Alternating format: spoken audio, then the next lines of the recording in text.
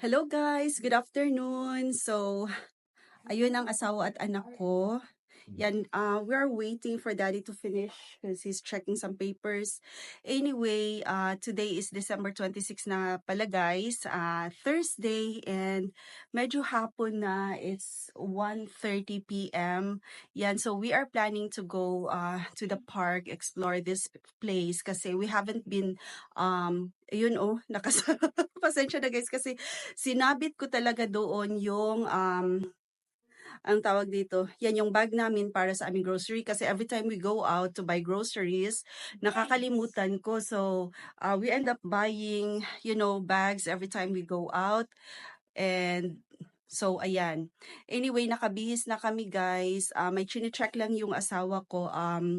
We're gonna we're gonna order an Uber para makalabas kami dito guys. Yeah, so plano ng asawa ko na pumunta kami ng park.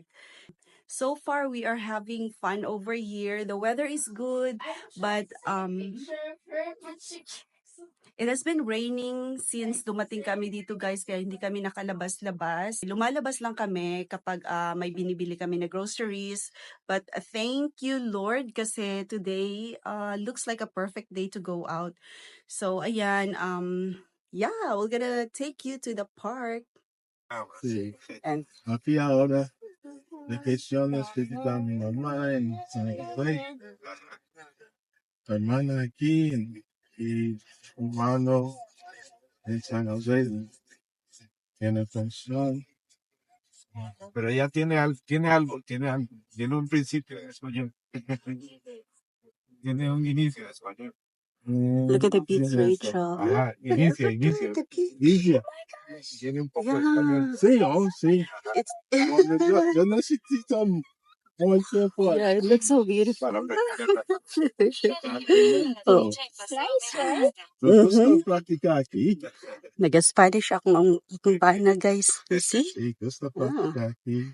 Napapractice niya yung Spanish niya dito. Y mi esposa es filipina. Bananas. Papá, pero vivir allí. Filipinas. Sí. So dito sa Limon guys, parang medyo ano lang siya, medyo Pilipinas lang din siya ng konti. Pero wala sila ditong mga tricycle, ganyan.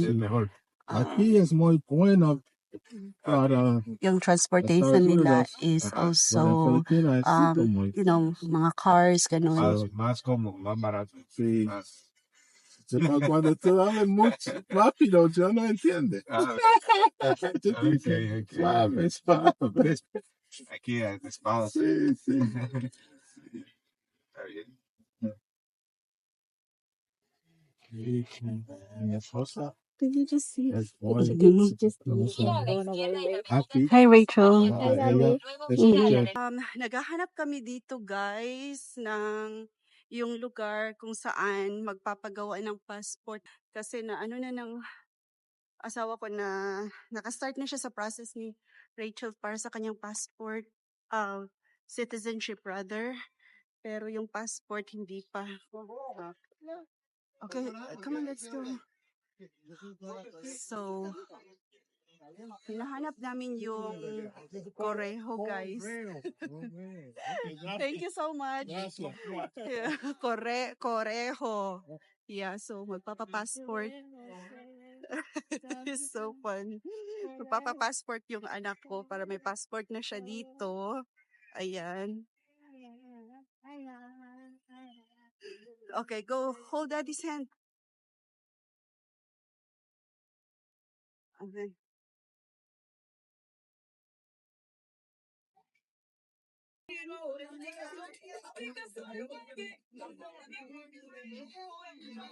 Oh, okay. So, ito yung hinahanap namin. Oh, Corregos. Calle 4. Ito.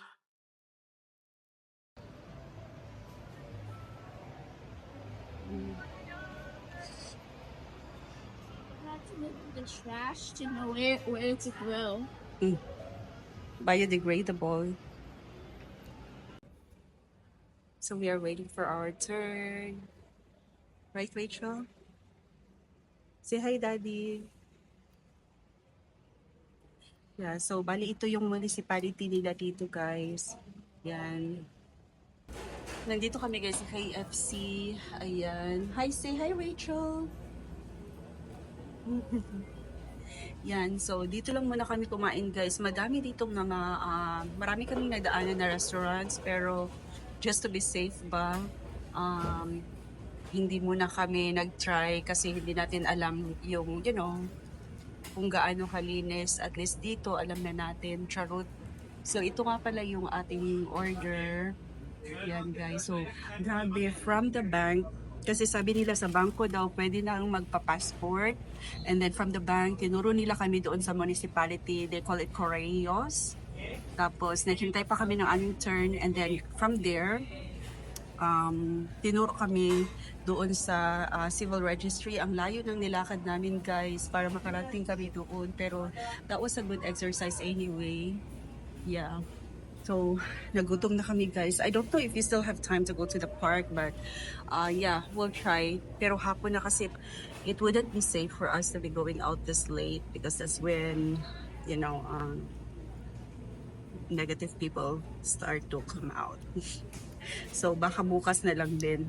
Anyway, we still have plenty of time to explore this place. Right, Rachel? So, nandyan si Rachel. Nakakita na naman siya ng friend dito, guys.